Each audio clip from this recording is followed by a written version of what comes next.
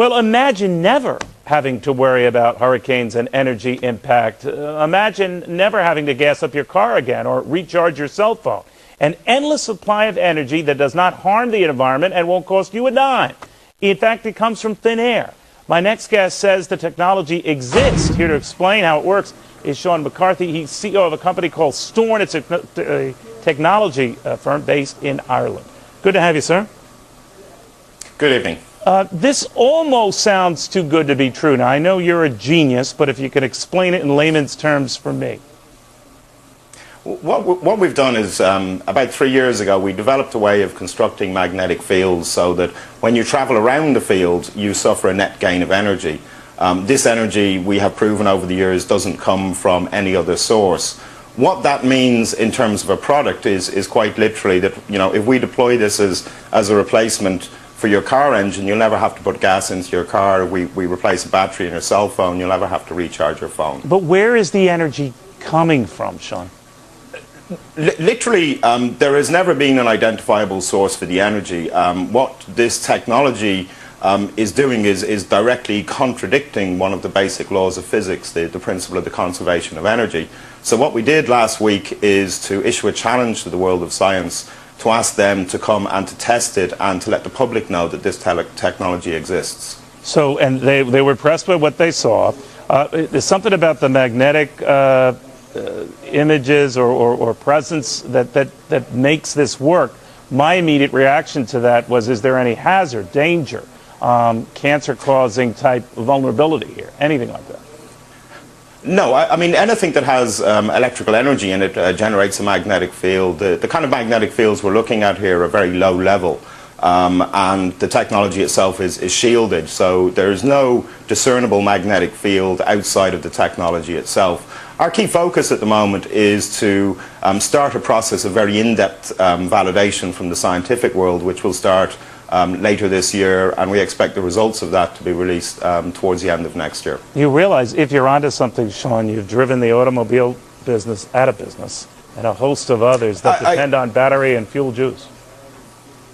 I don't see it. I think this is an opportunity. I mean, I think that one of the key issues that we face are polluting energy sources. This isn't going to put the automotive industry out of business, and quite the opposite. We see this as a huge opportunity for, you know, cleaner automobiles, for less toxic batteries. All right. You're a private concern right now.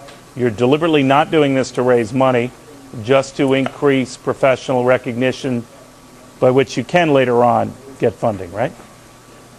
Yeah, what we've said is because claims like this have obviously been made in the past, right. We've distinguished ourselves from other claimants by first of all saying, during this process we're not going to attempt to commercialize. This needs to be an honest review from the world of science. We will neither raise money nor license the technology until the world of science has fully acknowledged that the results, have published the results of their technology and shown this to work. Our key focus at this point is simply to allow the public to see that this technology is available. We'll look then at commercialization after that. All right, Sean McCarthy, thank you. Thank you. Now to another good idea, and imagine a machine that could power your house for free. Well, that's exactly what two Australian inventors claim they've developed. Using magnets and a battery, their new generator has been described as revolutionary, and foreign investors are lining up for a piece of the action. Chris Allen reports. So, John, this is the machine? Yes, this is it, Chris. What's it capable of? Well, it'll power a house. The machine will provide sufficient electricity to run a house and have power to burn. It sounds too good to be true, but inventor John Christie is convinced his machine will change the world. So, John, basically you're saying this machine can produce 5 times as much power as it consumes? Yes, it does. This one, exactly as we see it, it does. And in fact, it can produce more than that. Once kick-started from a battery, John and his partner Lou Britz say this prototype will run for years without stopping, generating 24 kilowatts of power a day. You don't get more revolutionary, I think. I mean, we're talking about something that has the capacity to change the way that the world produces its electric power. It has the capacity to change the way that cars are propelled. It can replace the combustion engine, in fact. John, these are big claims. Are you sure you can live up to them? We don't really need to live up to them, Chris. What the technology speaks for itself. I mean, a householder could buy one of these machines and install it in his garage and power his house forever without buying another kilowatt from a retailer. I mean, that's how serious it is. Steve Brassington is an independent electrical engineer. He's seen the machine and backs up everything John says. It's revolutionary. That's the only way to describe it. I think the technology, it's not bending physics, it's just using principles that I guess are commonly in use in power generation today in a different way. These guys have thought outside of the square. Basically, it's magnetic attraction and magnetic repulsion that provide the movement or the moment of the motor. Can you understand why some scientists are sceptical about it? There is no physicist or engineer who has looked at our motor or has looked at our figures who says it doesn't work. Lou is an electrician and John a businessman in Cairns in far north Queensland. The two unlikely inventors have been tinkering with their machine for 6 years. They've applied for an international patent and have been swamped by people wanting a piece of the action. These are the coils. We mentioned the coils don't get hot. Local businessman Alex Roma is one of the many offering money to help develop the generator. If it proves up to be what they say it is, it certainly would be something I'd invest in. John has also spoken to millionaire inventor George Lewin, the man who came up with the Triton workbench and who's now setting up a fund to stop Australian inventions going overseas. There's an opportunity here, I think, to share an invention with the world that is beyond anything that we've ever contemplated before. Since the 8th century, scientists have been trying to develop a machine with the power to change the world, able to produce a limitless supply of energy. Leonardo da Vinci declared it an impossibility. Others, including Johann Bessler in the 18th century, claimed success. They were dismissed as charlatans. But is the search at an end? Has the holy grail of science been discovered in this Dublin business park? The businessmen behind the claim say this test rig proves their theory. As it turns, it's making more energy than it's using. What we found is that when you construct certain magnetic fields using permanent magnets, the kind of magnets you have in your fridge, that certain constructions of these magnets cause certain fields. When you travel around the field, stopping and starting at the same position, you gain energy. The trained engineer who set up Stiorn says the results were found by accident 3 years ago. 8 people and organisations have tested the theory, but they won't say who. The company's claims have drawn a surprising response from physicists. We get daily, emails, telling us that somebody's going to come around and beat us up. We have had certain people involved in the project phoned up by a physicist who told this person to watch their back. We've had bloggers turn up to the office. I've had one blogger turn up to my home. It is amazing the depth of feeling, and this is fundamentalism from a scientific point of view. This is literally the reaction to our claim here is a religious reaction. It's the only way that I can put it in a way that people will understand. Undaunted, they put this advert in The Economist, inviting scientists to join a jury of 12 to test their findings. A counter on their website suggests nearly 5,000 have replied. Stiorn will fund the research as long as the scientists agree to publish their results. We would like them to be as widespread as possible, ideally geographically, but it's very important that they are the best people in the field.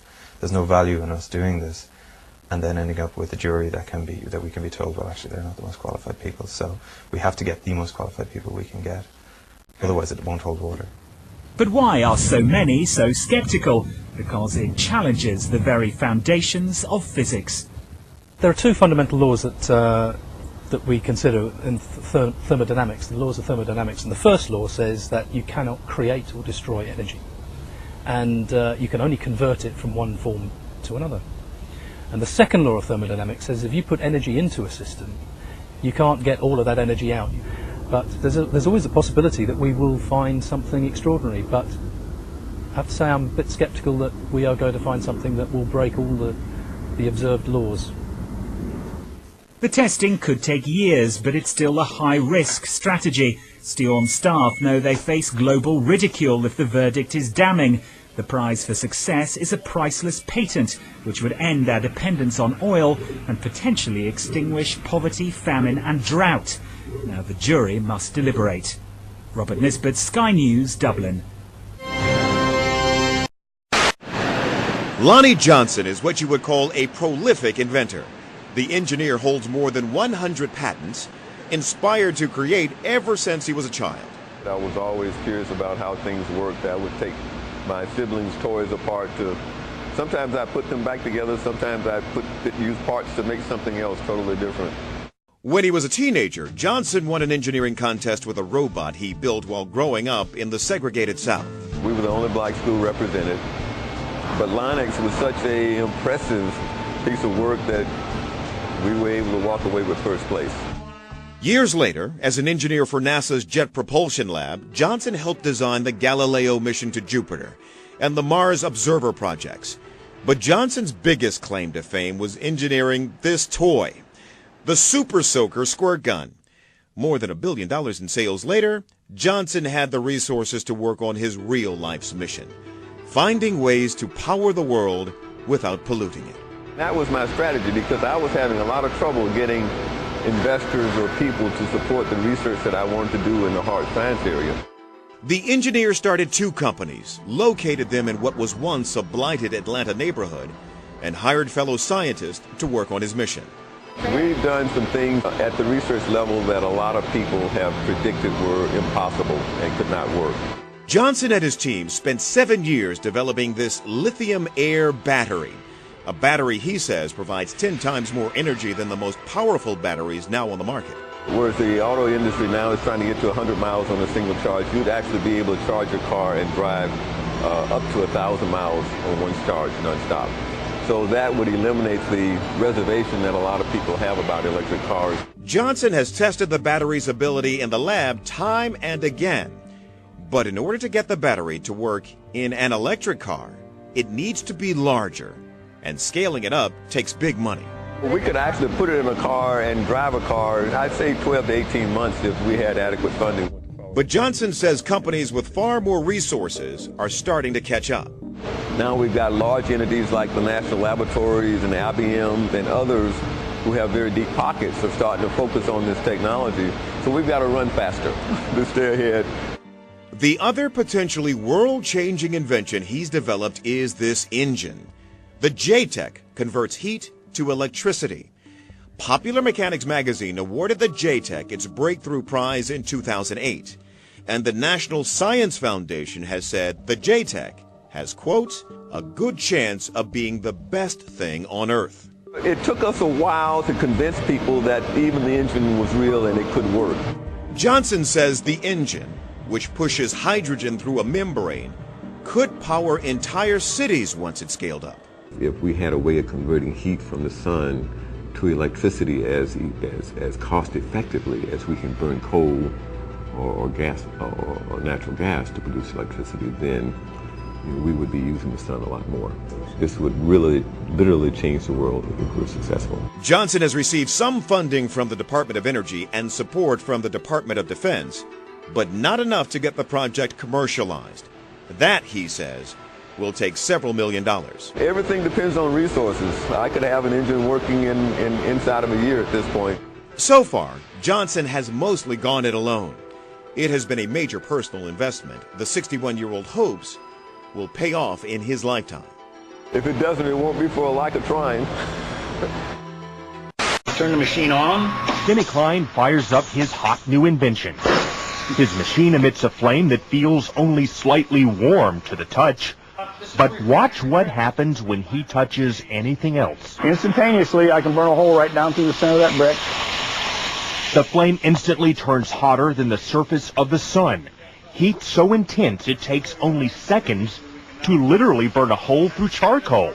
3 seconds turns a brass ball to glowing liquid metal. Tungsten lights up like a sparkler. Steel, lead, and other metal slices on contact. Yet the tip of the welder stays cool to the touch. No other gas will do this. Denny Klein uses an alternative fuel source once thought impossible. He says people still have trouble believing him when he reveals his liquid fuel. Water. Take water and electricity, and we break it down through our very unique electrolysis process. Klein has just patented his process of converting H2O to HHO, producing a gas that combines the atomic power of hydrogen with the chemical stability of water. It turns right back to water. You can see the water running off of this. Klein originally designed his water-burning engine for cutting metal. He thought his invention would replace volatile acetylene in welding factories. Then one day, as he drove to his laboratory in Clearwater, he thought of another way to burn his HHO gas. On a 100-mile trip, we use about 4 ounces of water. Klein says his prototype 1994 Ford Escort can travel exclusively on water, though he currently has it rigged to run as a water and gasoline hybrid. Simply speaking, it can change the world by reducing our dependence on fossil fuels. These are equivalent to our... Pete Dominici is helping Klein take his hydrogen technology patents from a 2-room office in Clearwater to consumer markets around the world. You know what? Microsoft came out of nowhere, came out of the garage. Why not hydrogen technologies? The duo is already in negotiations with one U.S. automaker and the U.S. government. Their plans have grown from basic welding with water to powering the entire world from the safest and cleanest fuel on Earth. Craig Patrick, Fox News. Members of Congress recently invited Denny Klein to Washington to demonstrate his technology. Now his company is currently developing a Hummer for the U.S. military that can run on both water and gasoline. So far, his water-powered engines have passed all performance safety inspections, so all systems appear to be go right now and gives new meaning to the term running water. You just have to hope that water prices don't go up like the gas. The top, our news here at 6 o'clock, an age-old dream becoming a reality. A local inventor has discovered a way, hear this, to use water to run your car. It's a major breakthrough that will no doubt make motorists happy. And as Ralph Robinson explains, the Pentagon is also showing lots of interest in this project. Water has always been considered a precious commodity, but Stan Meyer's invention may make it even more valuable. He has developed what's called a water fuel cell. It has taken the place of his old gas tank. The water fuel cell breaks down water molecules into oxygen and hydrogen. The hydrogen is used to run his dune buggy. I don't care if you use rainwater, well water, city water, ocean water. If you don't have any fresh water, go ahead and use snow. If you don't have any snow available to you, then use salt water because there's no adverse effect to the fuel cell. Meyer started working on this project 4 years ago. He's not a scientist. He isn't even a chemist. In fact, he never graduated from college. Myers was determined, he says, to design something to protect this country from oil embargoes. And we have calculated that if we take the dune buggy from Los Angeles to New York, we would roughly use 22 gallons of water. The Pentagon flew a lieutenant colonel in last week to look at Meyer's invention. There's talk of possibly using it in the Star Wars defense program and to run Army tanks. Myers is currently perfecting a water fuel cell for cars. It will cost about $1,500. He says it won't need any maintenance, and you won't have to replace it. It'll be at least 2 years before the fuel system goes into mass production. The day it happens will be one the fuel industry hates, but it'll put a smile on the face of those who've had to say at one time or another, fill her up. I'm Ralph Robinson. As you can see, many patents have already been received, and many more are forthcoming. To date, over 42 patents have been applied for.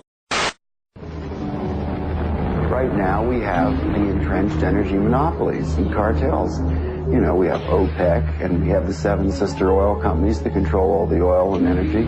But what people have to understand is that the people who run the energy business in this world, which is the biggest business on the planet, turning over $4 to $5 trillion a year, it's bigger than guns and drugs, it's bigger than defense. They control the newspapers, they control the governments. But these companies are so big that they regulate the government, which regulates them. It's not free. Nothing is free. But cheap and efficient energy exchange is a viable concept. Now I say that everything in this universe is free energy. It's been dreamed of for hundreds of years that somewhere, someplace, as Tesla said, man will hook his machinery to the very wheelwork which drives the universe itself.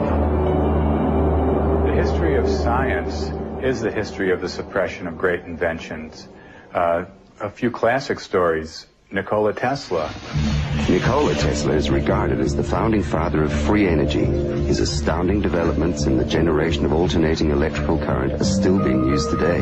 His most notorious project involved the transmission of wireless electricity into the atmosphere, which allowed for unlimited power to be freely accessed by everyone. When his financial backer, J.P. Morgan, realized that this power system could not be metered, all funding was immediately withdrawn. Tesla's electrical broadcast towers were dismantled, and through Morgan's many close connections with the media and government, Tesla's career was destroyed.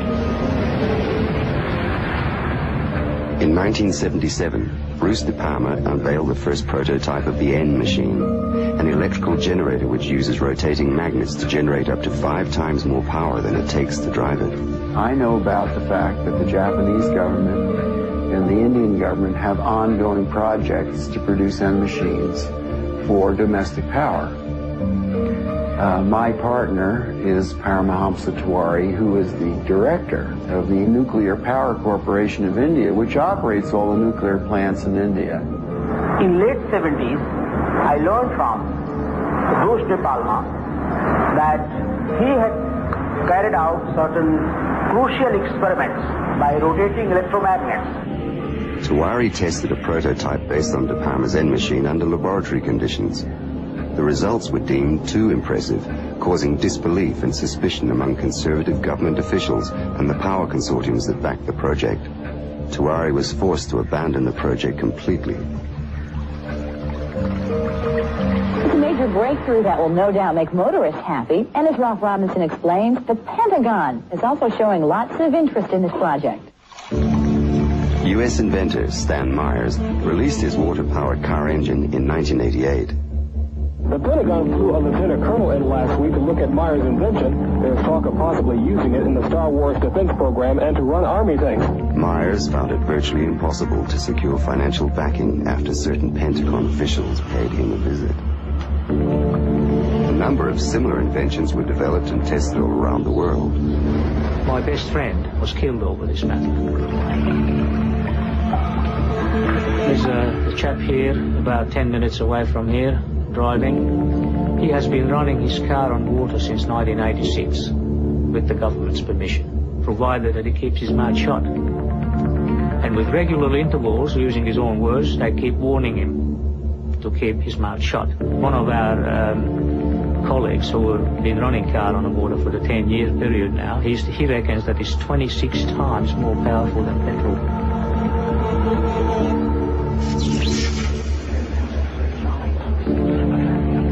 If you invent a better mousetrap, the world may be to path to your door.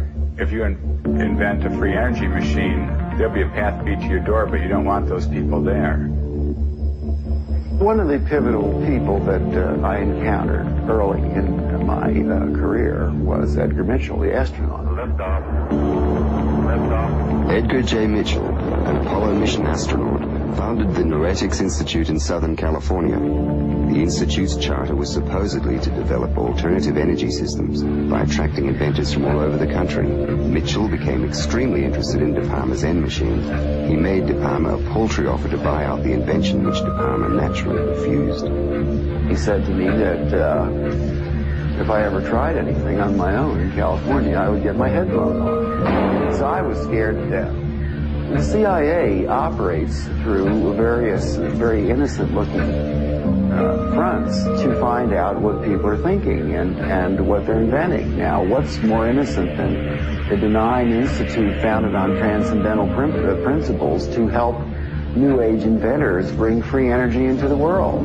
And that situation still exists in the United States today, where a person that really understands what's going on just can't get their idea out because the alternative science and medical fields have been co-opted by the intelligence services. And he converted this little engine to run on water. This is many, many years ago. And he used it for several years. And somehow the news got out, and one day he got visitors, and he was told to dump the engine or else. 3 weeks later, the man was dead. And the coroner's finding was that he fell off the back of a train. He was drunk. Now, it happened that he didn't drink.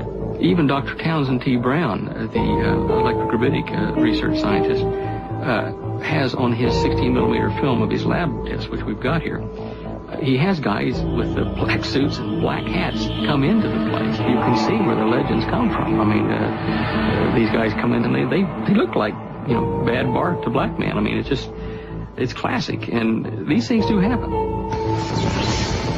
There is no progressive science in a world where every scientific idea is evaluated for its military potential. Power, or energy, control of energy equals power in the new world order that is emerging. If you control the energy, the way we get around, the way we get electricity, the way we have our TVs and video cameras and stuff, if you do the control of the energy, then you've got control of the people.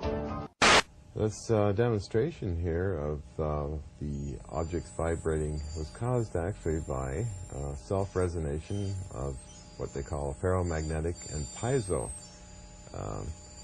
electric and ferromagnetic barium titanate.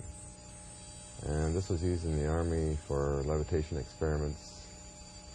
And this particular experiment here is showing a crude form of levitation that causes heavy objects with 7 pounds here to move around on a piece of aluminum plate through self-resonance, which is many bands and frequencies that I was causing. And other objects tend to move around, but only on translational movements. Basically, I'm doing a self-resonation system and adding onto it different carriers through the top amplifier, and tuning in, broadening the frequencies, the pulse rate, and that causing it to react in different shapes. So almost controllable translational movements. There's really no difference on the surrounding materials from the main cylinder. It can be plastic, steel, or very heavy objects will tend to slide around a bit. And yet, if you suspend a ring above the barium cylinder, you notice that the ring is held by some type of invisible force. So the applications of this in advanced applications using free energy or zero-point energy to power it would be in propulsion technologies. And that would be applicable to the forces that this type of material puts out.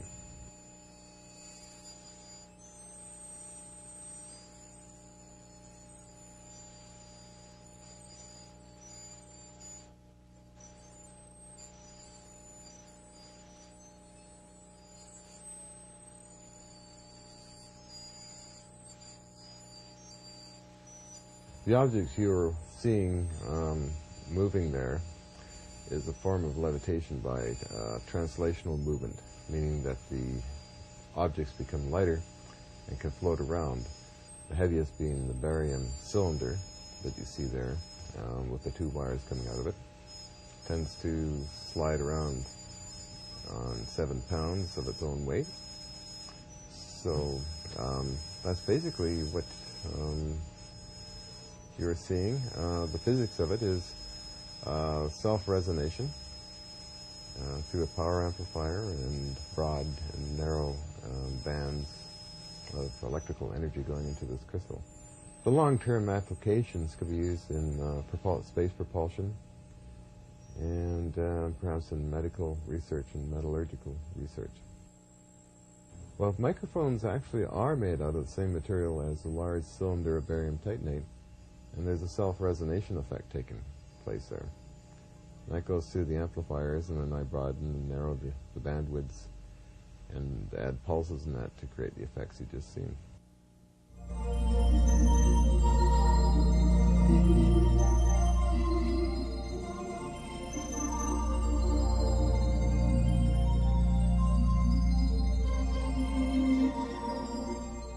Using common minerals, I'm able to capture the jitter of the zero-point energy that's a hot talk of many physicists around the world. And I'm able to create cells and structures similar to this one here that actually produce power for long periods of time. As you can see, we're getting a reading here of almost half an electron volt from this pile of crystals. And this is steady and has been tested up to a year's time and under stress tests also. So, which made me decide to then, of course, mount the same material in cylinders. And these cylinders here, of course, are various types of cylinders. One being an artillery shell or aluminum cylinders. I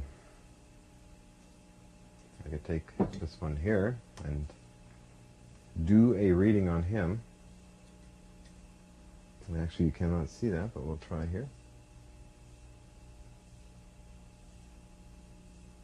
Okay, can we tell what we're getting? About half a volt, about half electron volt. And this guy here. Different cylinders, of course, there are different mixes in there, and I found that that some of the cylinders are not as powerful as this material here, or this very tiny one here. Actually, this has more power than this large artillery shell unit here. And what I want to do, of course, is to demonstrate it in the sense of it making actual power. That means to turn a small motor. And that can be done. I've accomplished that many times. We're just taking a reading here on the very small one. 1 cubic inch of raw material from the earth. It's still powering for over a year. Basically, I want to use these as replacements for batteries, which I think I can achieve. And to demonstrate even more so, I'm looking for a hot cylinder, which I'll call a hot one. Will maybe be this one, which is a combination of material from this little cylinder back into here. Instead, actually, well, we can take a voltometer reading on him and see if he's up to par. We get 1.635 electron volts, so I think that he's lively enough to power this little motor. And we'll find out. So I'm holding this motor here. I attach a lead to the base. Get him out of the way. Okay, I'm attaching this to the base here.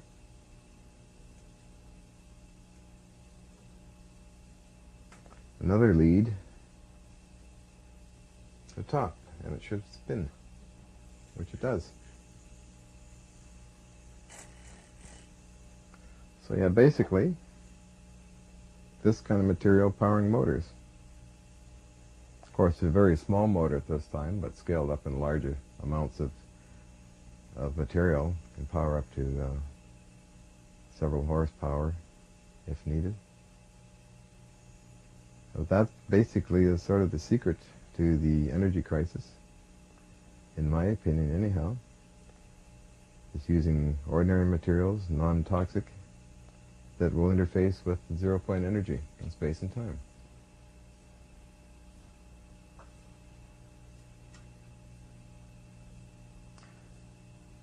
Now we're taking a reading of one of the most powerful ones, the 1.635 volts, fluctuating a bit, but very steady and strong. And that was the one that powered the little motor. There's quite a host of natural, non-toxic minerals in there that activate. Much similar to the Moray valve of 1927, where Moray used natural minerals and got a lot of power in the range of about 5,000 watts usable power at 110 volts at 400 cycles per second. Long wire antenna. Using basically the same kind of principles. It's sort of a shake and bake recipe. It's extremely simple, ridiculously simple. And I do that. I simply just put it in, heat it up, shake it around, and let it crystallize. And once it's crystallized, then it captures and conforms to the zero-point energy that's around all of us. And actually I find the most simplest of the recipes the most powerful, meaning this little fellow here, where I tried to advance the field strength or the energy, however failing in a few of these cylinders, which are quite, as one would say, it would only put out millivolts. This one here is another powerhouse unit. Being smaller, actually, they tend to get stronger. Again, it's reading about similar to this pile here. But again, I should take a reading on this because he's quite interesting to a lot of people. Being the smallest of them, that would be approximately a third of a volt. Always steady, always strong. I've used direct shorts on these connecting together for days at a time, and they still keep on pumping out energy. Some explanations, of course, can be found in solid-state physics in the old ham radio magazines when transistors were first coming out. And that will help the viewer to see some of the technology in those days, and for the future can see also the possibilities of what they call a space charge and junction barrier type of technologies in crystals.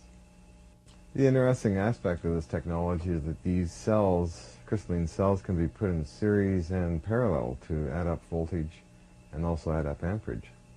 So theoretically, if you had a room or a refrigerator full of them, you could power a lot of different types of appliances. You can have 110 volts if you wish, if you had them all in series, and then parallel for the amps. That's well, also they cooperate with one another, going in series and parallel. This makes them quite practical. Plus, they're very cheap to make, and they are basically from just nature's own raw minerals.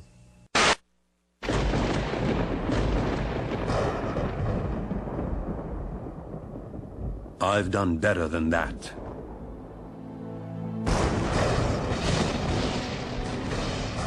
You'd think you'd know his name. Every time you switch on a light or turn on your radio, his contributions are as far-reaching as those of Albert Einstein, Isaac Newton, or even his nemesis, Tom Edison.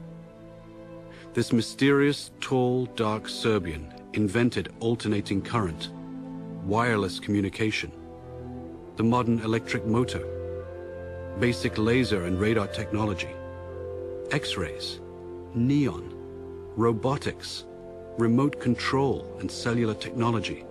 Tesla was on a mission dedicated to unlocking the secrets of nature, his greatest obsession. He left little time for relationships or business. Nikola was exceedingly vulnerable in this regard. Wall Street monster J.P. Morgan was always lurking in the background, salivating over Tesla's patents. He wanted total control of the new power industry and would even crash Wall Street in order to shake out the competition. J.P. Morgan towered above all the Wall Street people like Samson over the Philistines. There were repercussions. One dark afternoon, Tesla tore up his own royalty agreement with Westinghouse, a contract potentially worth billions of dollars, in order to save their company from financial doom. This insane act of generosity was never reciprocated, even after Westinghouse's death in 1913. Despite the volatile world of finance in those days, Tesla was still courted by the rich and powerful. Nikola would soon engage the biggest fish in the pond while undertaking his greatest venture, Wardenclyffe. This fantastic structure was the very culmination of Tesla's vision to create a worldwide communication system for sending sound and pictures. The primary goal was to beat Marconi for the honor of delivering the world's first transatlantic wireless signal. By no accident, Tesla's grand project was to be financed by the devil himself, J.P. Morgan. You're a strange man indeed, Tesla. After the papers are signed, you may draw upon the house of Morgan, but it's important that I remain a silent partner. You do understand what that means, don't you, Mr. Tesla? But Nikola had a secret. The system could also electrify the world. Wardenclyffe would provide limitless, free energy, everywhere, for everybody. When J.P. Morgan found out about this leap of technology, he wouldn't tolerate it. He knew Tesla could deliver, and the banker overlord couldn't put a meter on it. A man always has two reasons for doing anything. A good reason, and the real reason. Mid-construction, Morgan would cancel the contract and blackball Tesla, thus excluding him from any other investor. Mr. Morgan, are you going to leave me in a hole? I've made 1,000 powerful enemies on your account. In 100 years from now, this country would give me much for the first honor of transmitting power without wires. Wardenclyffe faltered, and Marconi sent his transatlantic signal. Tesla would suffer his second nervous breakdown, and never again would he regain his momentum as before. But despite his cruel fate, Nikola stayed the course. Decade after decade would pass, and he would bring forth new, fantastic inventions. No one could begin to imagine what great secrets this mad scientist kept locked inside his head. No one, except J. Edgar Hoover and his G-men. They waited patiently for the great man to pass, and were ready to take everything that Nikola left behind. Hey everybody, this is Jamie. Just want to get another video posted real quick. One of the first comments was, will this thing levitate in the air by itself? So I put some tape on the copper windings to protect them. We got my Neo ball here. The coil is energized. Put it in here, you can see it takes off. Chase it around the floor. I have to hold it because it's got a lot of energy, a lot of magnetic energy in here. Alright, you can see it. I'm going to pick it up off the table. You can see it just holding itself in midair right in the middle of the coil.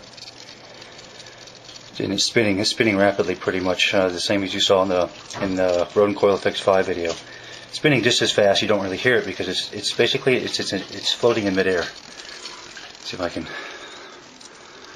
show you guys this. I got to keep it straight. There it is. Can twist it a little bit, but yeah, it's floating in midair. Come here, you. Sorry guys about that. Yeah, pretty interesting. I've never seen any kind of effect like this before on any of my other coils. This is a Rodent 360 coil, so there's a considerable amount of magnetic field. It's somehow defying gravity. I guess that ball is I don't know. It's definitely levitating in the middle of the coil all by itself. There's nothing holding it up except the magnetic field, and it is spinning quite nicely, as you can see. So anyway, that's just wanted to show you guys this real quick. It's pretty cool. We have the Rodent coil hooked up to, you want to steer it? No, yeah, you gotta loosen it up here. There you go. Then you can move it around. If you follow these over, the wires go over to here, which is along the way to powering this light here. It's a 60-watt incandescent bulb. Alright. Right here we have a magnet. The magnet is magnetized. This is a standard same size magnet, but it's magnetized from one end to the other. The other one here is magnetized through the center. So we cut it in half right here so you can see the side pointing to the black is north and the other side is south. Doesn't really matter, but what happens when you hit the coil? Now when we hook up the coil, we're generating a magnetic field, a magnetic vortex in here, and what that does is creates spin. If you can see it or not.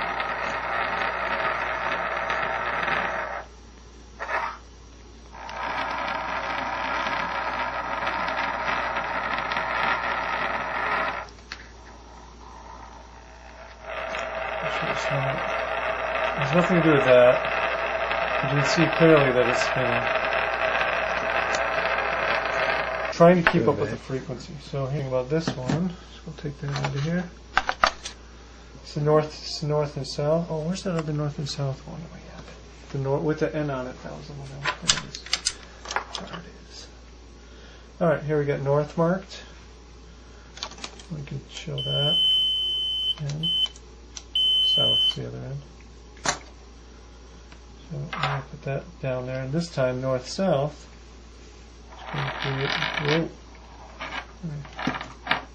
Yep.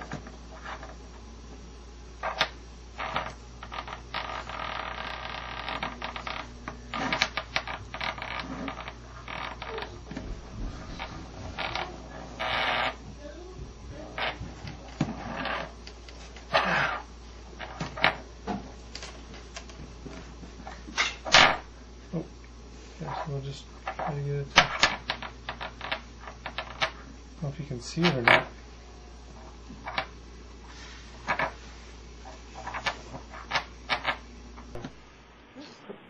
Okay. So let's try again. Whoa.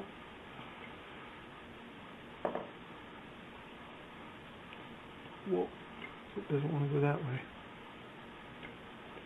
Let me put it over here. Oh.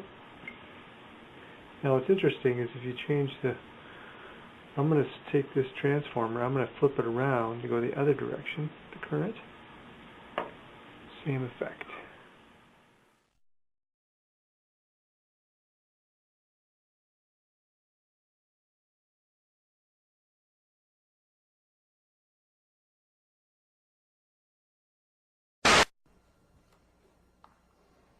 Now I want to entertain you for the last 6 minutes with something amazing, something that is truly amazing.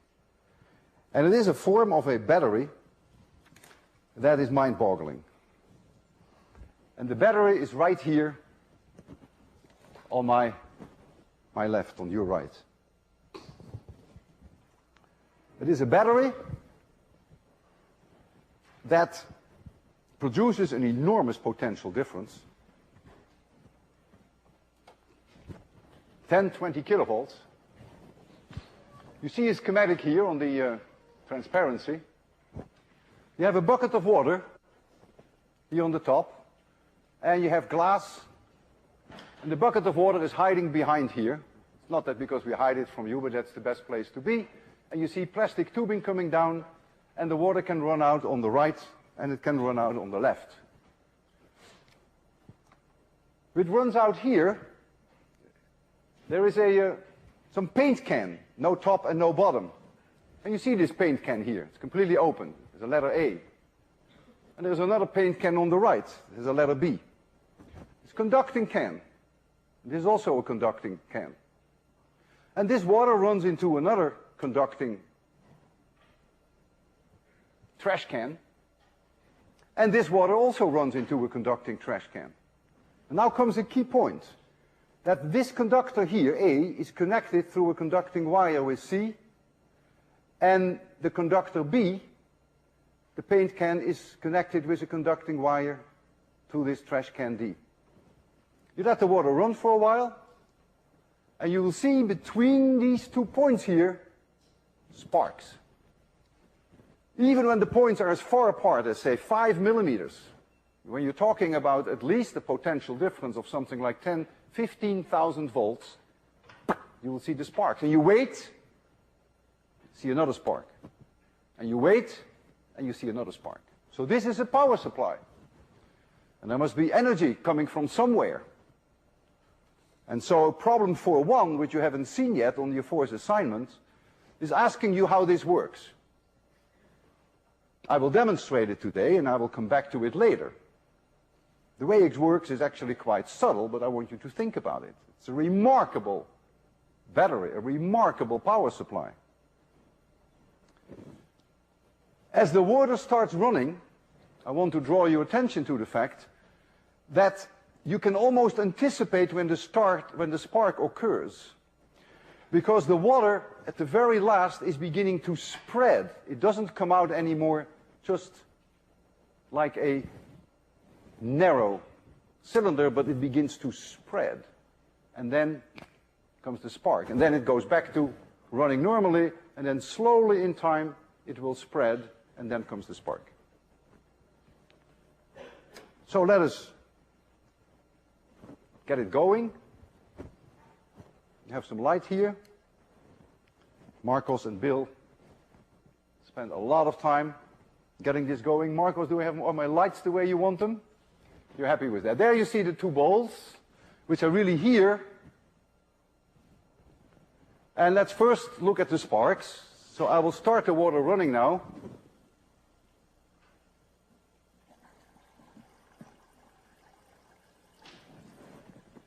Let's just be patient a little bit.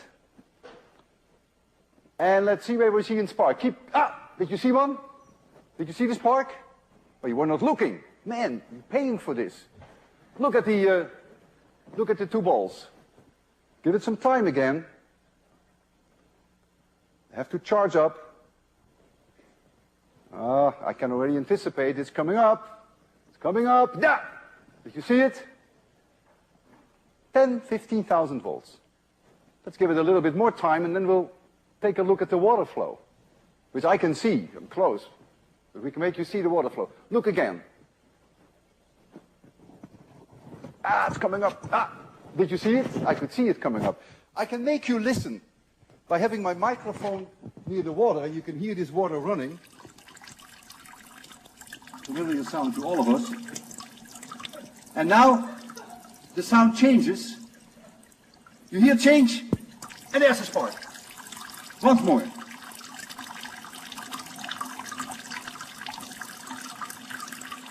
Just running. Spreading. Coming up. Yeah! Amazing, isn't it? I can make you see this water. Just stay there. We have 1.5 minutes left. So now you can see the water. You happy with the light, Marcos? You can improve on it. So look at the water. It was just spreading already. You can't see the spark and the water at the same time. So the water is running now normally. It's going to spread slowly. I will tell you when I see the spark here, but it's already, I can almost predict when it happens. The water is spreading now. Coming up shortly. Yeah, I saw the spark. And you immediately see the water go like this. I want you to think about it and explain this. This is one of the most remarkable things I've ever seen in my life.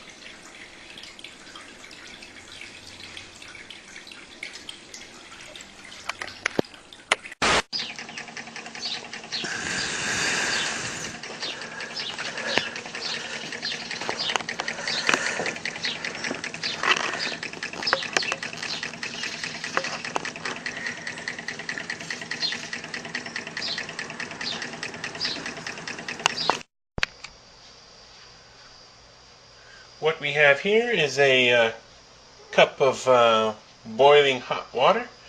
Just boiled that in the microwave. And we also have a Stirling engine here. The concept is pretty simple. The heat from the boiling cup of water creates hot air in the Stirling engine cylinder. That air rises, and as it rises, it turns the flywheel. And as the air reaches the top of that cylinder, it cools off, and the flywheel keeps turning around. This Stirling engine can run about 25 minutes, maybe half an hour on 1 cup of boiling water. Can be tea, could be coffee. Nice thing to have on your desk to remind you of some of the different ideas out there for creating energy.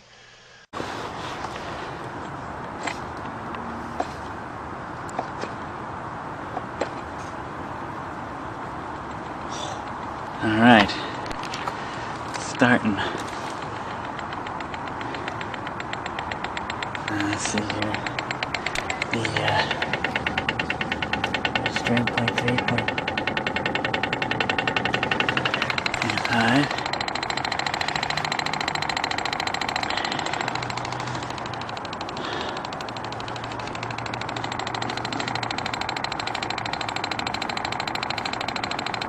What reading do you have? 0.6. No, you do better than that.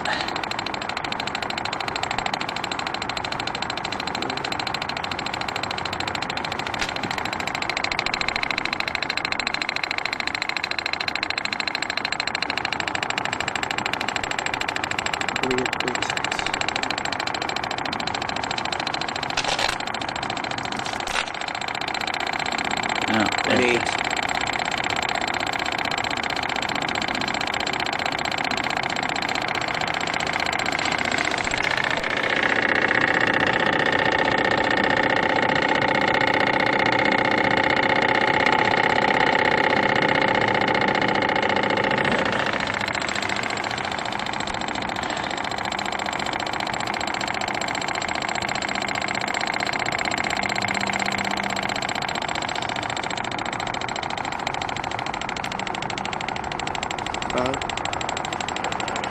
Yeah, a little cloud filament. 0.6. Coming out again. Oh, nice and bright. 0.7. Keep your focus.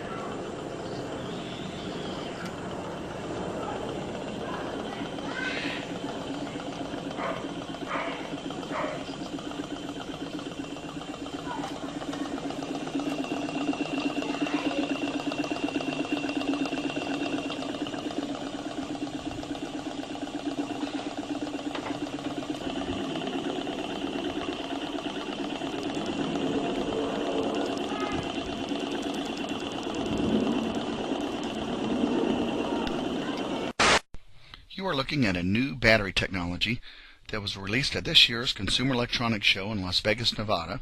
It was invented by Tadashi Ichikawa of Tokyo, Japan. And what you are looking at is a battery that consists of 10 1.5 volt 1000 milliamp cells that run off of water or any other kind of liquid that you choose.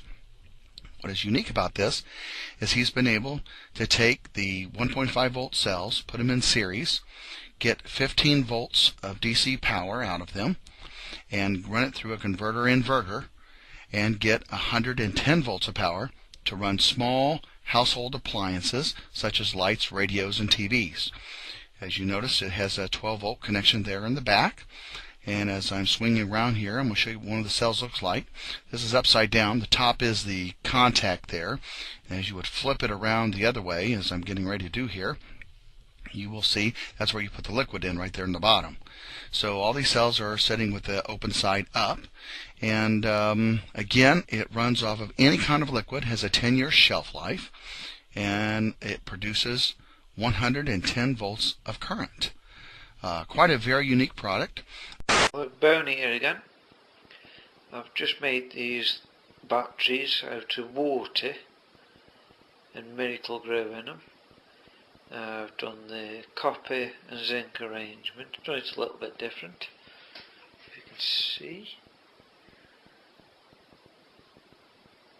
Obviously you've got copper on the right, zinc on the left, bolting them together with a bolt.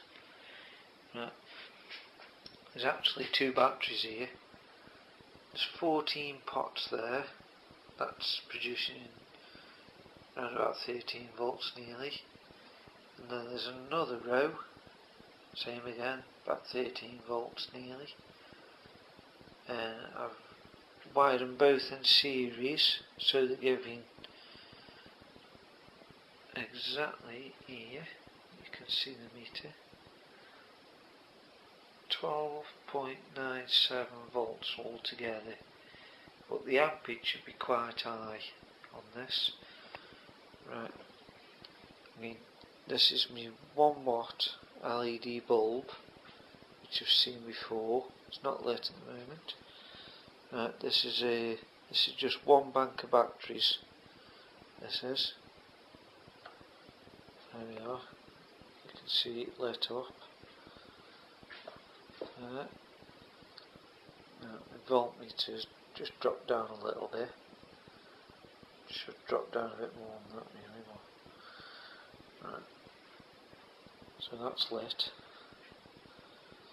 Right, I'm going to connect the other bank of batteries now. Or should I say the other bank of pots. And you'll see the ampage builds up and the brightness goes brighter. Hi guys, this is just moving on from the film canisters. I've decided to upgrade to the ice tray Mark II. And what I've done there is just put in 10-cent pieces, copper 10-cent pieces, zinc galvanized iron. Got tiny little neodymium magnets there to act as a link, a bridge there to, instead of a wire. I don't like using wires much. So it goes all the way around, comes back to here. Copper positive and zinc negative. And I'm getting about 12 volts out of this baby. You can see there, oh, it's up to 14 volts now. And that's just from putting them in series, salt water, followed on top by equal parts spirit of salt and vinegar. Watered down, of course, both of those before they're mixed. And that's nothing surprising to me. I expected to get about 12 volts out of that. I'm getting 14. But what really I was interested in was raising the amperage, and that's done through adding the spirit of salt and the vinegar, it seems. And now, where I was pushing about 0.2 of a milliamp, now I'm getting 2.5, or say 2. It slowly drops there. You can see it dropping down. Now, that is what I was after. I just wanted to raise that milliamps, because the amps are where all the work's done. That's where the current is, and you can see the result there is pretty impressive. That's a LED light running off earth and a solution, and it's a natural solution, so look at that. Not bad at all. You could make them in series now again. Okay, here's the little motor with the propeller running off the Earth's battery current alone. I have this little container to keep it out of the weather. But you can see here that it's just spinning away. It's pretty cool because I don't have a capacitor or anything hooked up to it. I've got the negative wire runs up here and it comes over here, and I've got it going down to the ground here, and I've got my magnesium ribbon running up that ditch that you see right there. I don't know if you can see, it's just 2-3 inches under the soil. But yeah, that runs up over to here, and that forms the negative connection.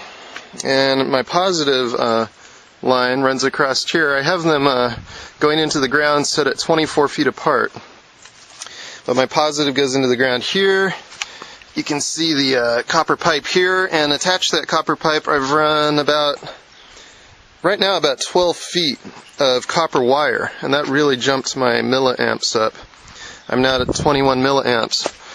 I'm going to go ahead and extend that copper wire and see if I can't get up around 50 milliamps or higher, and maybe extend the magnesium ribbon as well. It'd be interesting to see how many milliamps we can get up to with this thing. But yeah, it's really cool. I never would have thought I would see a small electric motor running with just 2 wires going into the ground. Incredibly simple. It's been running all day. I'll just let it keep running and keep experimenting. This is really awesome stuff. Talk to you later. Bye. Okay, I just wanted to give a quick update showing an experiment that I've had running for the last couple weeks. What I have here is a carbon rod. I've got a wire here just to make a connection on this end. I have, on top of that carbon rod, I put a layer of cotton. I then wrap magnesium ribbon over that. And finally, I wrap that in masking tape. Now what's interesting about this, I never put these rods in the ground or in water.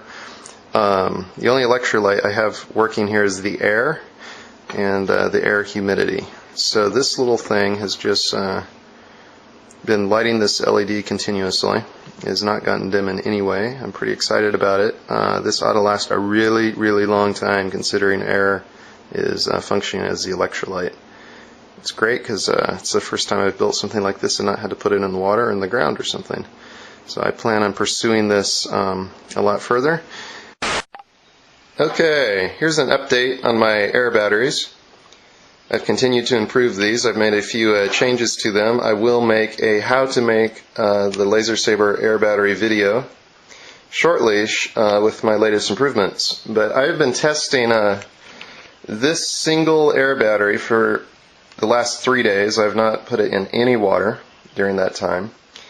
And it has been running this motor continuously for 3 days now without having to add any additional water or anything else. So I'm really excited about that. It's really nice not to have to wet these down. So all this is an air battery, a soft iron core with a copper wire coil around that, and a reed switch. And like I say, it's been going for 3 days. With the success of that, I decided to try a 3-cell configuration, which I have here. I have it running through a Joule Thief and connected directly from that Joule Thief to a compact fluorescent bulb. So quite exciting. I am really excited about these air batteries. Okay, unfortunately I lost all the video clips from the assembly of these air batteries, but there's really nothing to them, so I'm just going to use this light here that they're powering to illustrate how they're made. This is a 3-inch by 10-inch carbon rod, and what I've done is I've put a layer between the carbon rod and the magnesium ribbon. That layer in these batteries is just paper towel, just household paper towel, 1 layer thickness. It wraps around the carbon rod. I put masking tape in a couple places to hold it, and then I start wrapping on my magnesium ribbon. Now it's important to make sure the magnesium ribbon never overlaps on itself. You want about an 1/8 inch gap between each line.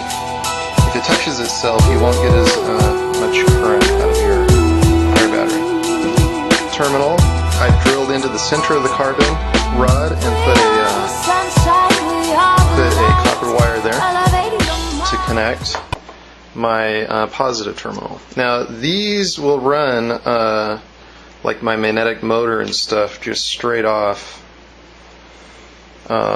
without doing anything to them, but I've figured out a way to really activate these. What you do is you mix salt into water, boil the salt into some water, and do an application on the paper towel of that.